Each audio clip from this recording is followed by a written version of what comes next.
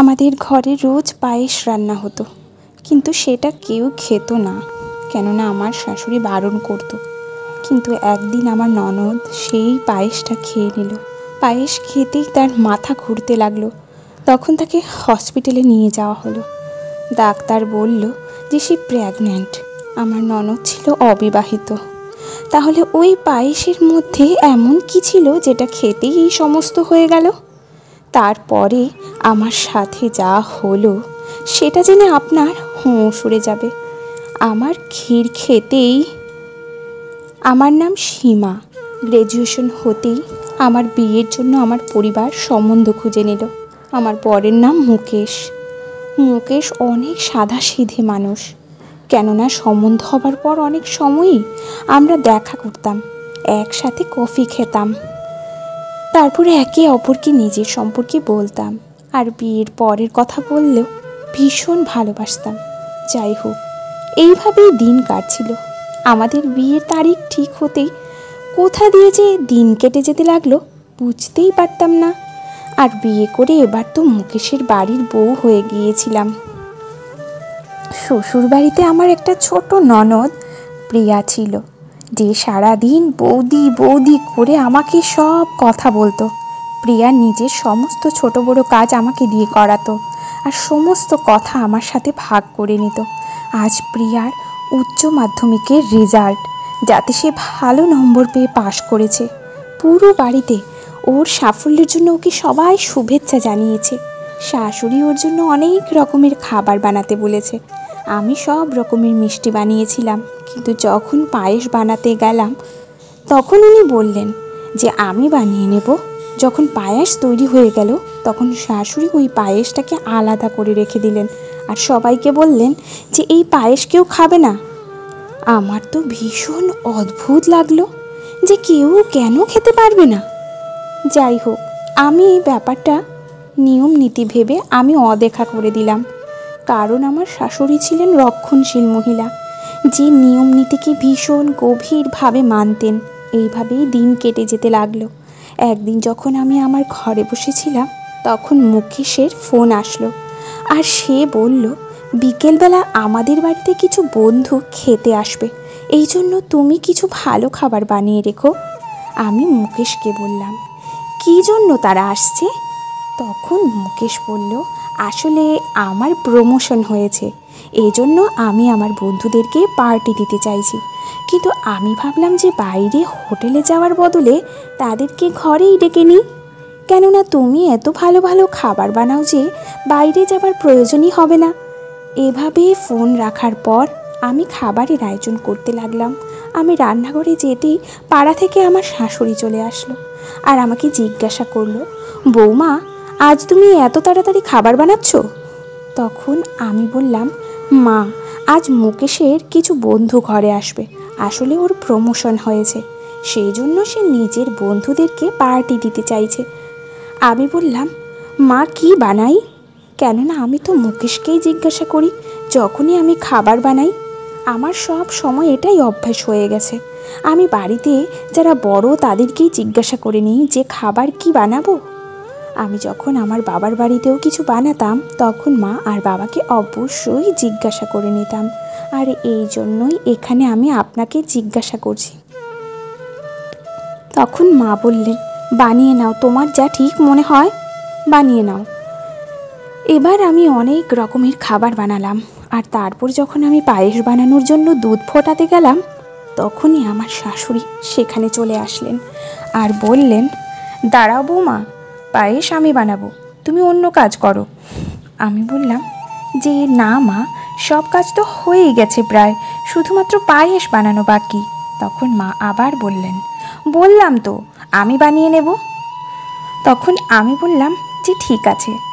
আমি এরপর আটা মাখতে লাগলাম, তখনই পায়েস বানাতে লাগলো, আর তারপর সেটাকে আলাদা বাসনে করে রেখে দিল। আমি বললাম, মা আপনি এটাকে আলাদা করে রাখলেন কেন? তখন সে বলতে লাগলো, না না কিছু না, এমনি রেখেছি, যখন এটা ঠান্ডা হয়ে যাবে তখন আমরা এটাকে পরিবেশন করব। আমি বললাম ঠিক আছে। কিছুক্ষণ পরে মুকেশ আর তার বন্ধুরা ঘরে চলে আসলো।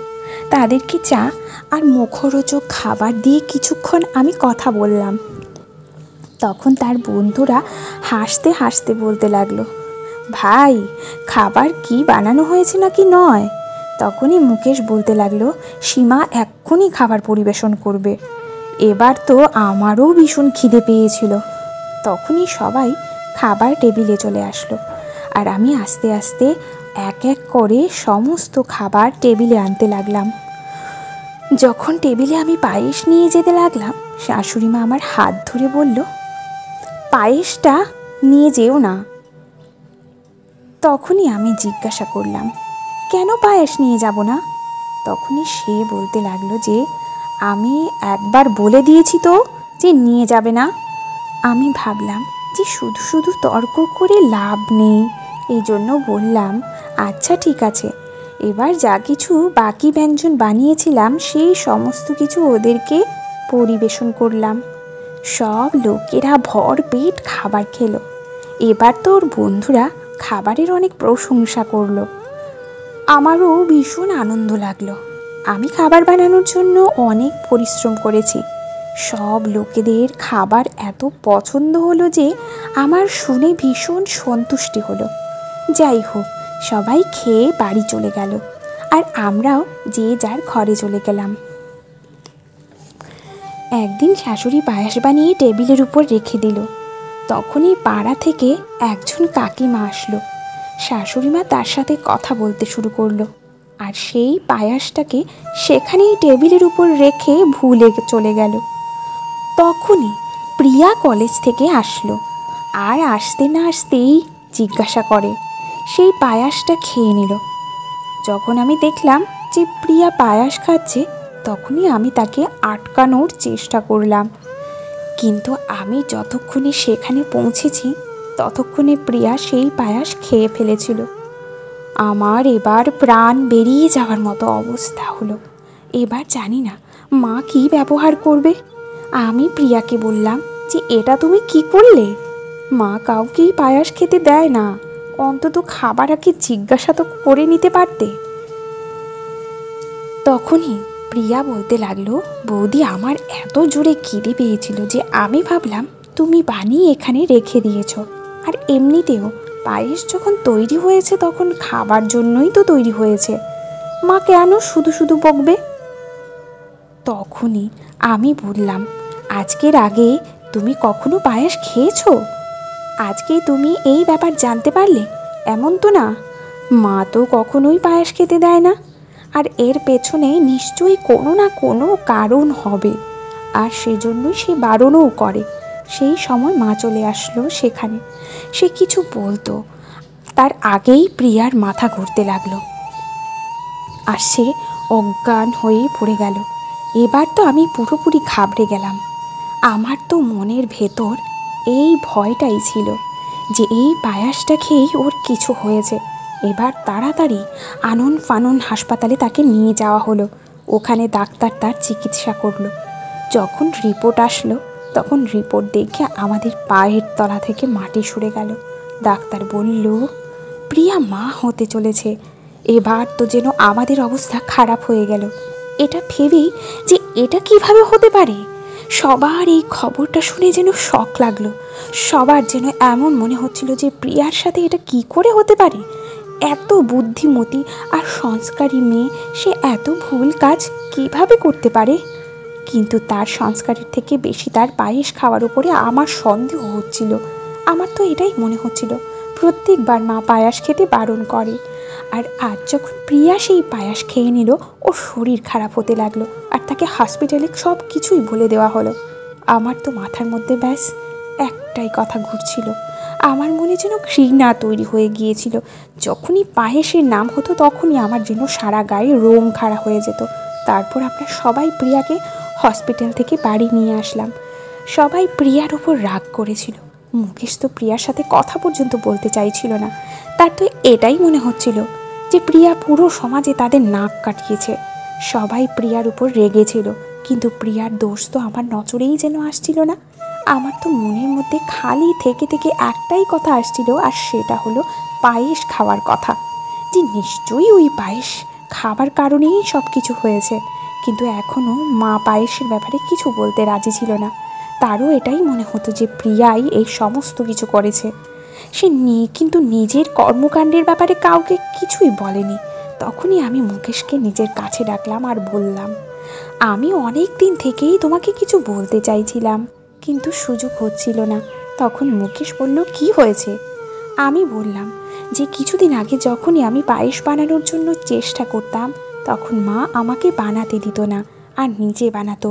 আর যখন তোমার বন্ধুরা ঘরে আসলো, ওই দিন মা নিজেই পায়েস বানিয়েছিল। সেটা একটা আলাদা বাসনে করে আলাদা রেখে দিয়েছিল। আর এখন তো সে রোজ পায়েস বানায়, কিন্তু কারোকেই খেতে দেয় না। আর আজ যখন সে টেবিলের উপর পায়েস রেখে ভুলে গেছে, তখন প্রিয়া এসে ওই পায়েসটা খেয়ে নিয়েছে। আর তারপর থেকেই তার সাথে এই সমস্ত ঘটনা ঘটে গেছে। কিন্তু মুকেশ আমার কথা শুনে হাসতে লাগলো আর বলল, পায়েস খেলে আবার এমনটা হয় নাকি? তুমি কি প্রিয়ার ভুলটাকে চাপা দেওয়ার চেষ্টা করছো? মুকেশ এবার আমার উপরেই রেগে গেল। কেউ আমার কথা বুঝতেই চাইছিল না। তারপর আমি প্রিয়ার ঘরে গেলাম আর তাকে ভালোবেসে জিজ্ঞেস করতে লাগলাম, প্রিয়া, যদি এমন কোনো ঘটনা ঘটে থাকে তাহলে প্লিজ আমাকে বলো, আমি বাড়ির সবার সাথে কথা বলি। তখনই প্রিয়া কাঁদতে কাঁদতে বলল, বৌদি, এরকম কিছুই আমি করিনি। আজ পর্যন্ত আমি কারোর সাথে কোনো সম্পর্কেও আসিনি। আমি প্রিয়ার মুখ থেকে পরিষ্কার শুনতে চাইছিলাম যে সে নিজের জায়গায় নিজে ঠিক আছে। কিন্তু এবার আমি পরিবারের সদস্যদের কিভাবে বোঝাবো? আমি শাশুড়ি মায়ের সাথে কথা ভাবলাম।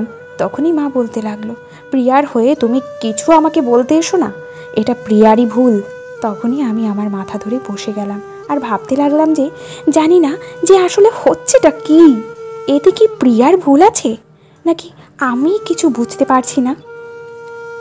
তখনই হঠাৎ করে ডাক্তারের ফোন আসলো আর সে বলল, আপনার বাড়িতে কোনো প্রিয়া নামের মেয়ের রিপোর্ট বদলে গিয়েছে।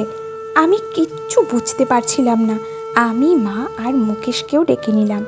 আমি তারপরে ডাক্তারকে ঘুরিয়ে আবার জিজ্ঞাসা করলাম যে এই সমস্ত কি হচ্ছে। তখন ডাক্তার বললেন, আপনারা হসপিটালে চলে আসুন, সব কিছু জেনে যাবেন। আমরা রিপোর্ট নিয়ে হসপিটালে যখন পৌঁছালাম আর ডাক্তারকে বললাম, তখন ডাক্তার বলল, আসলে আমাদের এখানে আরেকটি মহিলা চেক আপের জন্যও এসেছে, যার নামও প্রিয়া ছিল, আর ওনার রিপোর্ট আপনাদের কাছে চলে যায়। আর এই নিন, এটা আপনাদের রিপোর্ট। আর এর মধ্যে আসলে কিছুই নেই, ব্যাস কিছু বাসি চাল খাওয়ার জন্য ওর ইনফেকশন হয়ে গিয়েছে, যার জন্য তার মাথা ঘুরছিল আর বমি হচ্ছিল। আপনার বোনের রিপোর্ট একদম নর্মাল। এবার যেন আমাদের প্রাণে প্রাণ ফিরল যে আসলে প্রিয়া একদম ঠিক আছে। আমরা প্রিয়ার আসল রিপোর্ট নিয়ে ঘরে পৌঁছালাম আর সমস্ত কথা প্রিয়া আর মাকে বললাম। প্রিয়া আমাকে জড়িয়ে ধরলো আর তার চোখ দিয়ে জল পড়ছিল। সে বলতে লাগলো, তোমাদের আমার উপর বিশ্বাস করা উচিত ছিল। আমি বলেছিলাম যে আমি এরকম কিছুই করিনি, কিন্তু কেউ আমার কথা মানোনি। আমি তখন বললাম, এবার তো আর কোনো ব্যাপার নেই সেরকম। কিন্তু আমার মাথার মধ্যে শুধু এটাই চলছিল যে বাসি চালের পায়েস এটা কি করে হতে পারে?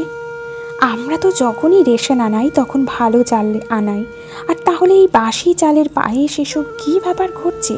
তখনই যখন সেখানে সবাই দাঁড়িয়েছিল, আমি শাশুড়ি মাকে ভীষণ কঠিনভাবে জিজ্ঞাসা করলাম যে, মা, আসলে এসব কি চলছে? আপনি কেন পায়েস কারোকে খেতে দেন না? আসলে তোমার শ্বশুরমশাইয়ের মৃত্যু পায়েস খাবার কারণেই হয়েছিল। আসলে আমরা যখন পায়েস বানিয়েছিলাম তখন ওর মধ্যে যে চাল পড়েছিল তার মধ্যে কিছু চাল ছিল বাসি। সেটা দোকানদারের বেখেয়ালি মনোভাবের জন্যই হয়েছিল, যার জন্য ওর ইনফেকশন হয়ে গিয়েছিল, আর তাই ওর মৃত্যু হয়েছিল। আর সেদিন থেকেই আমি পায়েস জিনিসটাকে ঘেন্না করি। ওই দিন থেকেই ঘরে আমি পায়েস বানাই, কিন্তু কাউকে খেতে দিই না। কেননা আমার মনের মধ্যে একটা ভয় ছিল যে যদি আবার কেউ পায়েস খায় আর তার যদি কিছু হয়ে যায়। আর ওই পায়েস সেজন্য আমি সব সময়ই কুকুরদের খাইয়ে দিই, যাতে তোমার বাবার আত্মার শান্তি হয়। তখন থেকেই আমি তোমাকে পায়েস বানাতে দিই না। কেননা তুমি যদি পায়েস বানাও আর তোমার পায়েস আমি কুকুরকে খাওয়াই তো তোমার খারাপ লাগবে। সেই জন্যই আমি পায়েস বানাই আর সেটা আলাদা করে রেখে দিই, আর বিকেল হলে সেগুলো কুকুরকে খাইয়ে দিই। এবার এই পায়েসের রহস্যটা আমার সামনে চলে এসেছিল। এটা জানার পর আমার ভীষণ অদ্ভুত লাগলো যে তার এত অন্ধবিশ্বাস কিভাবে হতে পারে। শ্বশুরের মৃত্যু সেই দিন লেখাই ছিল কপালে, সেটা যে কোনোভাবেই হতে পারত। আর তাছাড়া জরুরি তো নয় যে তার মৃত্যু যেহেতু পায়েসের জন্যই হয়েছে তো সবাই পায়েস খাওয়া বন্ধ করে দেবে। যাই হোক, আমি এই সমস্ত কথা আমার শাশুড়িকে আর বলিনি, কেননা আমি তার ভাবনাকে আঘাত করতে চাইনি। আমি চাইনি যে তার কোনোভাবে খারাপ লাগুক। তখনই মুকেশ বলতে লাগলো, মা তুমি তোমার মন থেকে এইসব ধারণা বের করে দাও। এবার মুকেশের আরও একটা ব্যাপারে লজ্জা লাগছিল, যার কারণে সে প্রিয়ার দিকে তাকাতেও পারছিল না। সে না ভেবে চিন্তেই প্রিয়াকে কত কিছু বলে দিয়েছিল। কোনো রকমে মুকেশ প্রিয়ার কাছে ক্ষমা চাইল, আর তারা দুজন ভাই বোন নতুন করে আবার জীবন কাটাতে শুরু করলো। আমার মুখেও এবার হাসি ছিল, কেননা শেষ পর্যন্ত সব ঠিক হয়ে গেছে। পায়েস খাওয়ার যে কথাটা আমার মনের মধ্যে চলছিল সেটা এবার সমাধান হলো, আর প্রিয়ার উপর যে দোষারোপ করা হয়েছিল সেটাও মিটে গিয়েছে। ধন্যবাদ বন্ধুরা।